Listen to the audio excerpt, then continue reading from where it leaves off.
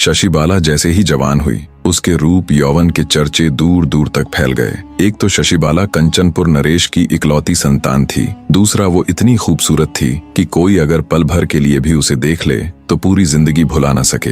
अत्यधिक सुंदर और इकलौती संतान होने के कारण आस पड़ोस तथा दूर दराज के राज्यों से राजकुमारों के रिश्ते उसके लिए आने लगे। राजकुमारी के लिए इतने रिश्तों को देख एक ओर तो कंचनपुर नरेश अत्यंत प्रसन्न थे, पर दूसरी ओर स्तब्ध भी थे कि राजकुमारी के लिए किस रिश्ते को स्वीकारे और किसको ठुकराए। आखिर उन्होंने राजकुमारी शशिबाला से ही हर रिश्ते पर विचार विमर्श करना शुरू कर दिया, मगर राजकुमारी ने उनमें से किसी भी रिश्ते को स्वीकार नहीं किया। धीरे धीरे समय गुजरने लगा। कंचनपुर नरेश को चिंता सताने लगी कि एक से बढ़कर एक राजकुमार का रिश्ता आ रहा है, पर राजकुमारी तो हर रिश्ते को ठुकरा देती है। आखिर इसके मन में क्या है? आखिर यह चाहती क्या है? एक दिन नरेश ने अपनी बेटी से पूछ ही लिया, बेटी, तू हर रिश्ते को ठुकरा रही है, इसका क्या कारण है? क्या तुझे उनमें से कोई भी राजकुमार पसंद नहीं? राजकुमारी शशिबाला बोली, नहीं पिताजी, इनमें कोई भी राजकुमार मेरे योग्य नहीं है। कंचनपुर नरेश थोड़ा चिंतित होता हुआ बोला, मगर बेटी, तुम्हारी नजर में योग्यता का मानदंड क्या है?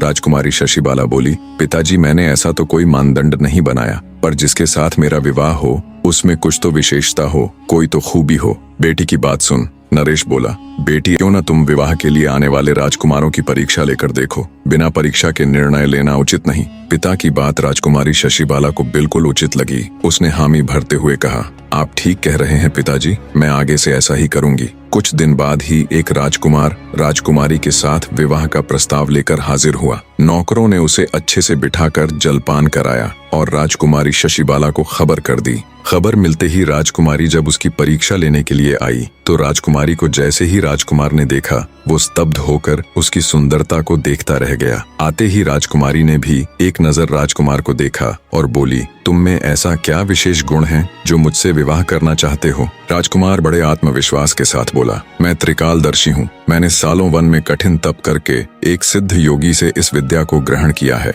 मैं किसी का भी भूत, भविष्य और वर्तमान बिल्कुल ठीक ठीक बता सकता हूँ। राजकुमार की बात सुन राजकुमारी बोली, ओह, ऐसा है तो क्यों ना तुम मेरा भविष्य बताओ। फिर कुछ सोचकर राजकुमारी रुक गई और बोली, नहीं नहीं, भविष्य को भविष्य ही रहने दो, तुम मुझे मेरे भूतकाल के बारे में कुछ बताओ। राजकुमारी के इतना कहने पर राजकुमार ने कुछ देर ध्यान लगाया, फिर बोला, राजकुमारी जी, आपने अभी तक बहुत से राजकुमारों के विवाह प्रस्ताव ठुकराए हैं और अंततः आप अपने पिता के कहने पर राजकुमारों की परीक्षा लेने को राजी हुई हो। राजकुमार की बात सुन राजकुमारी उसकी विशेषता से प्रभावित होती हुई बोली, तुमने बिल्कुल सही कहा, मुझे तुम्हारी विशेषता वाकई में बहुत दिलचस्प लगी, पर मुझे सोचने के लिए थोड़ा समय चाहिए, तब तक आप अतिथि गृह में ठहरें।